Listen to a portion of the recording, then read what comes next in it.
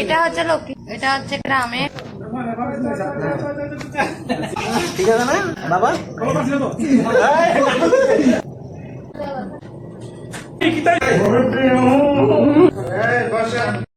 আসসালামু আলাইকুম, সবাই কেমন আছেন? আশা করছি সকালে ভালো আছেন। আমরা আলহামদুলিল্লাহ অনেক ভালো আছি। আমরা আজকে এসেছি দাওয়াত খেতে, দেশের খাবার খেতে। রিফাত ভাইয়ার ওয়াইফ আর তার বাচ্চা চলে এসেছে বিদেশে দ্বিতীয়বারের মতো। প্রথমবার এসেছিল যখন আমরা ছিলাম তখন সে নতুন বিয়ে করেছিল।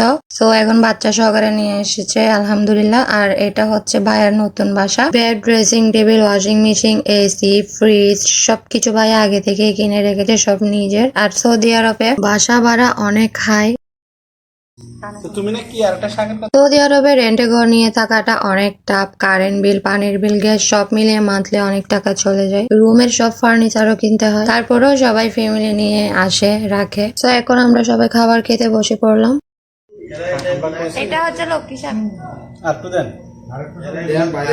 এটা হচ্ছে গ্রামে। আর এটা কি ভাইয়া? চাপা শুটকি।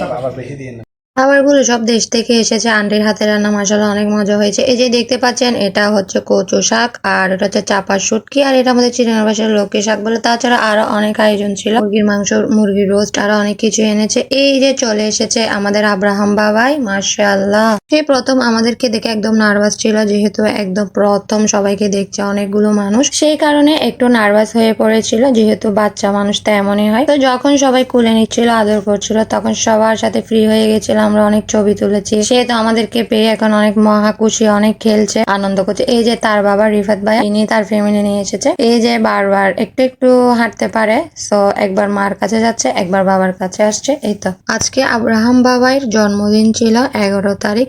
সো সবাই তার জন্য দোয়া করবেন। আজকে এই পর্যন্ত। আসসালামু আলাইকুম, আল্লাহ হাফেজ।